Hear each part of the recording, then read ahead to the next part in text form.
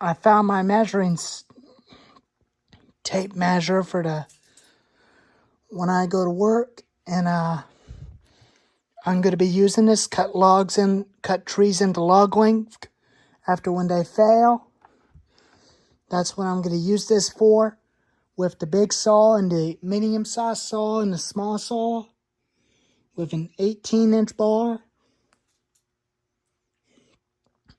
But not the Atlas 18-inch bar, but it does not have an oiler hole. But the 14-inch bar has an oiler hole on it.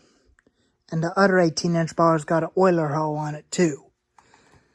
And I'm going to get a whole new spring for chain brake with a new clutch cover and throw the original one away.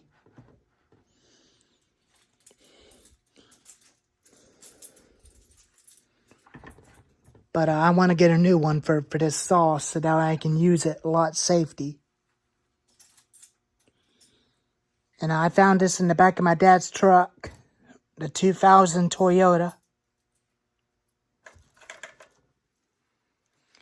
I want every of my bigger chainsaws to run 3/8 pitch, just like a MS 361 and a Husqvarna 455 wrencher on the 026 and the MS 291 Farm Boss. That's what I need for them two saws.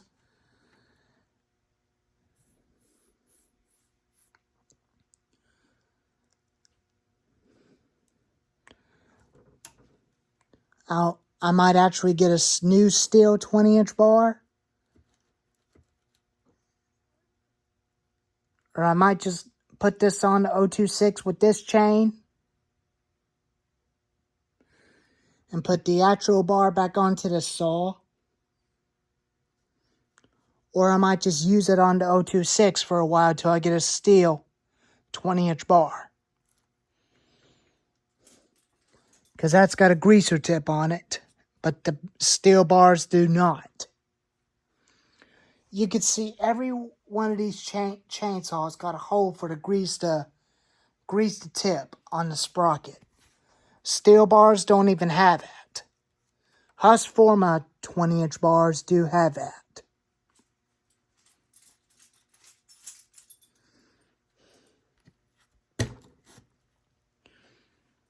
But I'll get a new replacement oil cap for this saw. Because it's going to take me a while to get it. Hopefully I can get it soon.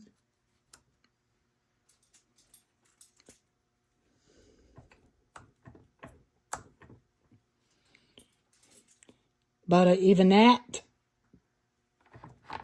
I'll do another video on this thing.